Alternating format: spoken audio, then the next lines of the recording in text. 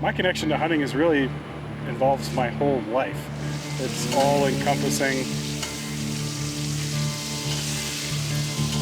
I'm a professional chef by trade, so I'm thinking about food day in, day out from the minute I wake up. And hunting plays a huge part in that for me and my family.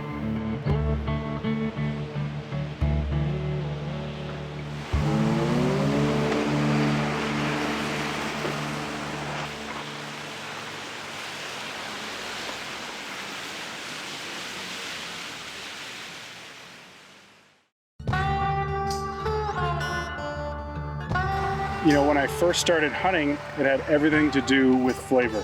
I ate and hunted wild turkey for the first time when I was 18, and I couldn't believe the flavor difference between wild turkey and farm turkey. So as a young chef, it was really just all about flavor. I was, you know, trying to find the best tasting ingredients possible because that's what was inspiring me. You know, today, that's changed a lot for me, the reason why I'm so obsessed with hunting. I enjoy spending time outside. I enjoy the physical nature of it. I enjoy sharing that passion with my children and my wife. And I really get a lot of satisfaction from not buying meat at the store and really just living off the land, kind of like people used to do hundreds of years ago.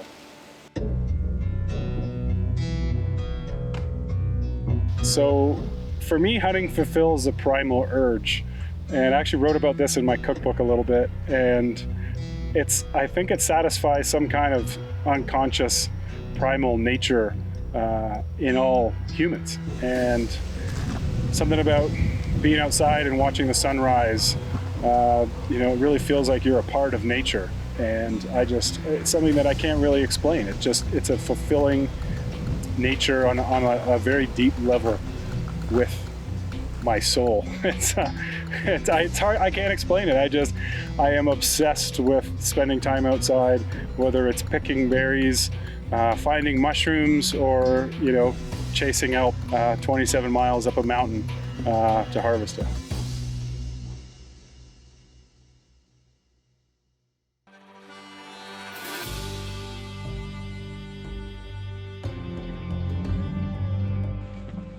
So elk hunting is always something that I've wanted to try. Where I live, there hasn't been an elk season for a very long time, and it's only something that has been newly introduced as a legal hunt. And there are tags, it's a lottery draw, and it's very hard to draw one. And, you know, it's just something I've always wanted to try. I'm just trying not to get busted right now. There's a whole bunch of elk right on this ridge. You know, I didn't know a lot about elk, to be honest with you. You know, I knew they were a herd animal. I didn't know that they like to live on the mountain, you know, as high up as they did. That was a bit surprising for me. I thought they'd be more down in the valleys, not so high up in the elevation. And it was really fascinating to see, you know, just how agile these giant creatures are. And watching them run up and down the mountain was something truly fantastic for me. Day one was a struggle. The morning, I'm not going to lie, it was very physically demanding. I was out of breath. I didn't know how I was going to get through the week. I thought this was crazy. So elk hunting totally kicked my butt. I was not expecting to be so out of breath just climbing a mountain. You know, it wasn't like we were running. We were just walking up a very steep hill. And really, I couldn't fill my lungs with oxygen, is the way it felt. You know, my knees were swollen, my calves were burning.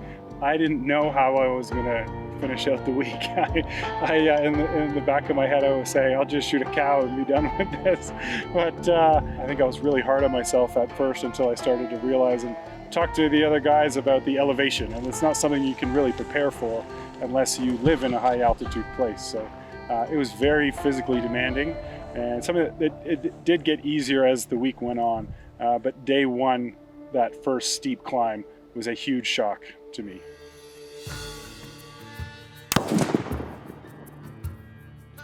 Michael, ever since I met him, we've been friends 6-7 years, and he's been dreaming about going elk hunting. And I was hoping that he'd be able to go with us. There was a 6x6. There was a 6x6, but I haven't seen him.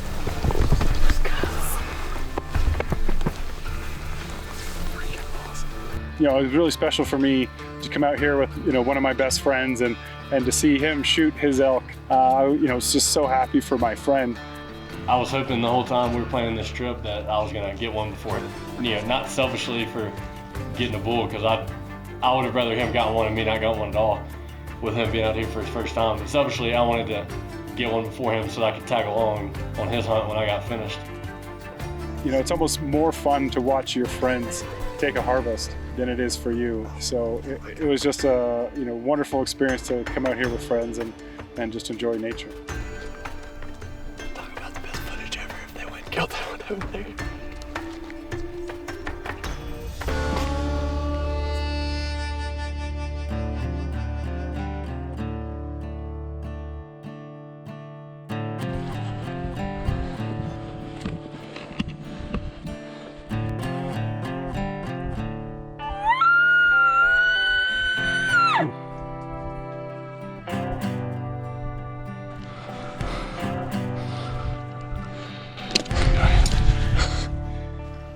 Day 3 was a hard one for me. I was really starting to feel the pressure. You know, Daniel had killed. All right. Evening of day 3. Getting our butts kicked. We are ready to go.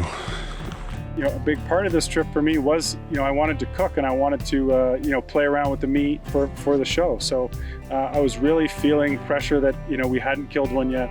There was only 2 days left. And the afternoon on day 3, we spotted some elk, really young bulls. How far are they? 229. Front to 5. Waiting on the other ones. They're just feeding the super cheap. If you see them, go for the top of this bush. Yeah.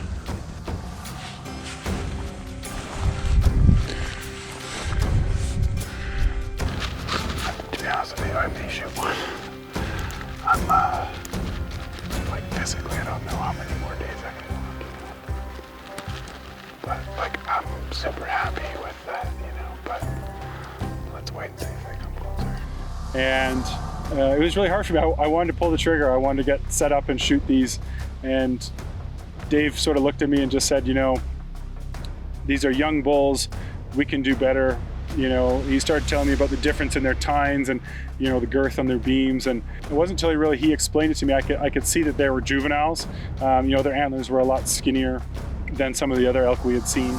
But I was really on the fence. I didn't know what to do. You know, a big part of this for me is really just about the meat. And, you know, whether it's, you know, they have huge antlers, you know, isn't as important to me. But, you know, for once I wanted to really just listen to the guide. You know, I put my trust in Dave. You know, day 3 was pretty spectacular to see these 2 bulls, and they ended up walking, you know, directly at us, and we were within 54 yards of these really, really, you know, cool looking animals, and it was a pretty special experience.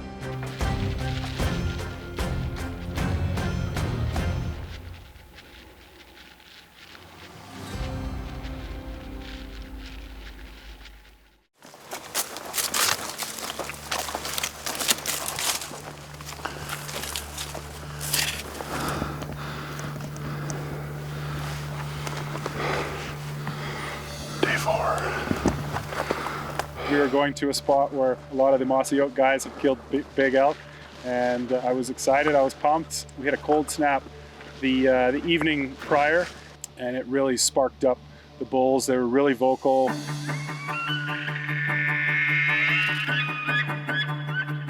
We could hear, you know, 3 or 4 bulls bugling, which we hadn't heard, you know, bulls bugling in the mornings. It was more really in the late afternoon, evening. They were kind of starting to bugle. So, you know, I thought that was a really great sign. And we didn't have to hike far. We were hiking in on a quad trail that day, and everything just happened so fast. In the meadow. Dave, our guide, turned around, and I could just see the look on his face. He said, "This is serious, get down." See him? Yeah.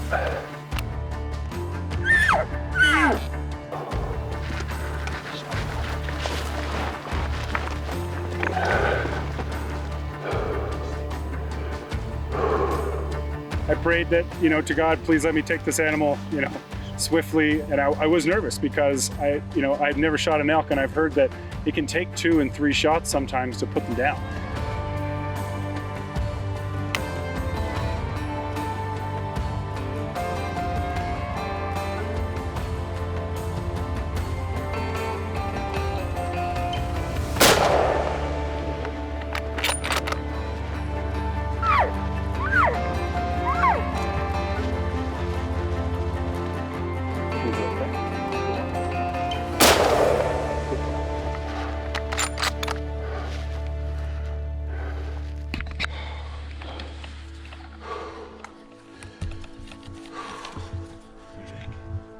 I want to give you a big hug, man. Oh, thank you. Oh, dude. I'm glad you made me wait. Really just a feeling of relief, a lot of pressure off my chest. I was really getting anxious that it was day 4 and I hadn't killed yet.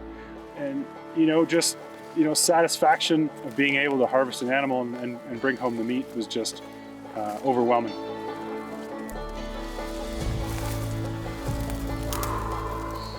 Just seeing a bull elk up close for the first time that I shot was just an incredible feeling. Seeing the color change on their neck and into their shoulders from a dark brown to a light brown, and their antlers are just beautiful, and just to see how big they truly are when you get up close to them was incredible. Well, like we said, you had to earn your first one. No shortcuts to your first one. No. So my experience here at Three Forks Ranch was absolutely magical. I had never been to Colorado before, and just to see the Rocky Mountains and the ecosystems that are here are very different from where I live, and the aspen trees is just a truly magnificent place. So I instantly respected Dave from the moment I met him and walked up the mountain with him. He seems to be part mountain goat. I asked him why he wasn't breathing heavy up the first hill. And he truly is an elk whisperer. So I'm really excited to cook for Dave and some of the other staff at the ranch here, because this is what I love to do. This is what I'm a master of. And so tonight I'm really excited. I'm going to cook the heart, the liver, and some of the backstrap, just as a thank you to the guides and the family at Three Forks Ranch.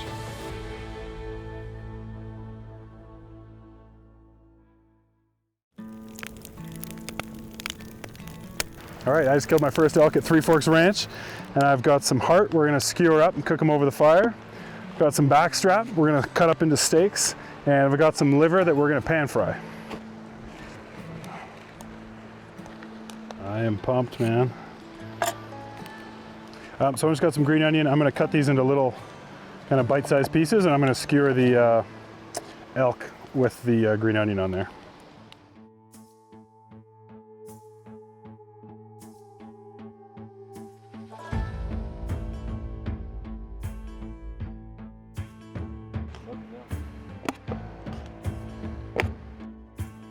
So these are new to me, and they're called a service berry. We're gonna make a little sauce with these for our elk liver. That is delicious.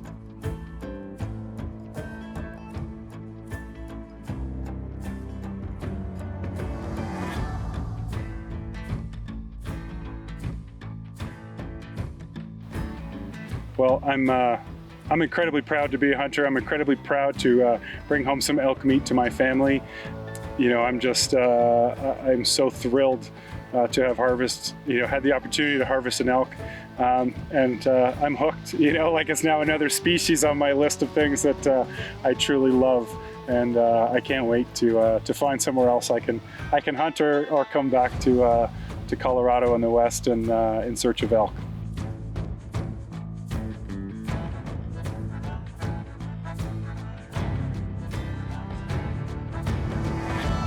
Yeah, I can't say enough great things about this place.